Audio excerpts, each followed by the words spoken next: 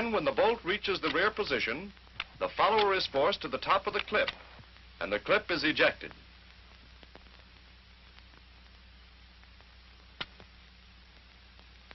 Here's how it's done. Notice the curved part of the follower rod. It cams the operating rod catch up, and the catch holds the operating rod back. Let's repeat it.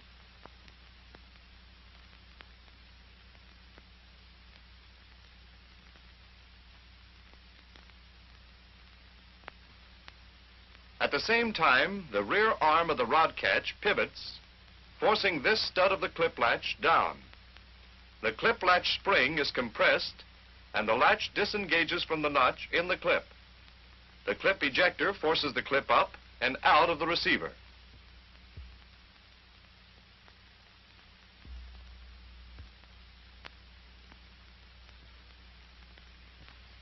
Let's repeat this action again. The follower goes up. The operating rod catch is cammed up and catches the operating rod. The latch releases the clip, and it's kicked out of the receiver.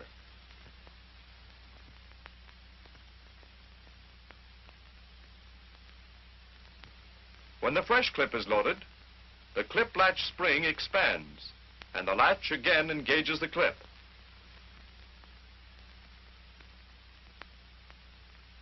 The operating rod once more is released, and the bolt goes forward, loading a new round.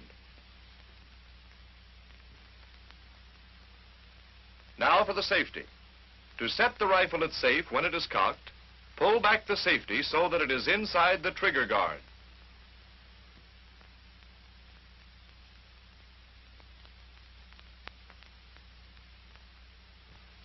Here's what happens. The safety rotates about the safety stud, and this hook engages the lug on the hammer.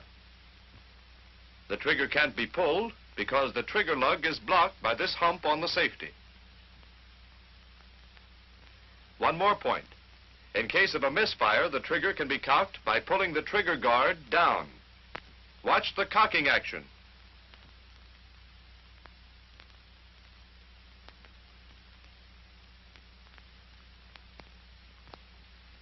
Now let's go back and review a few points. A loaded clip is inserted.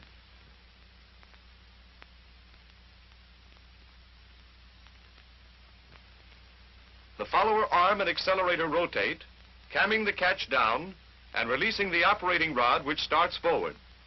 The rod and bolt move forward. A cartridge is stripped and guided into the chamber. Now the bolt begins to lock. At the same time, the extractor snaps into the extractor groove, and the ejector is forced back into the bolt. The firing pin tang lines up with a cutout slot, and we're ready to fire.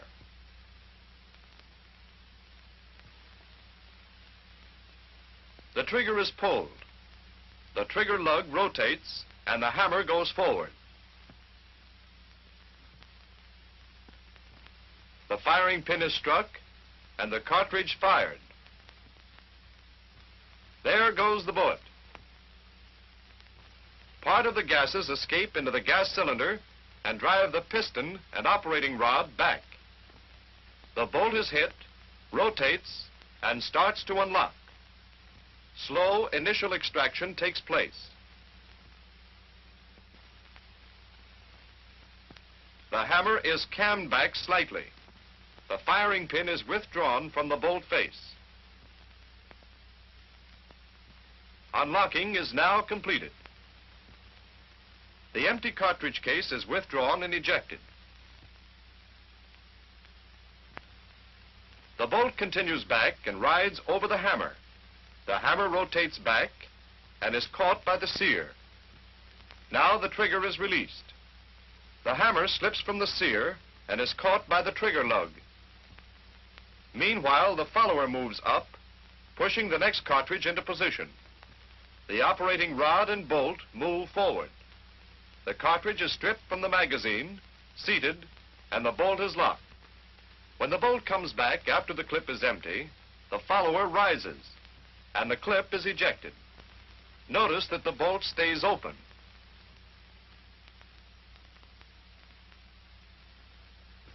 Well, Well, that's the inside story of the M1 rifle.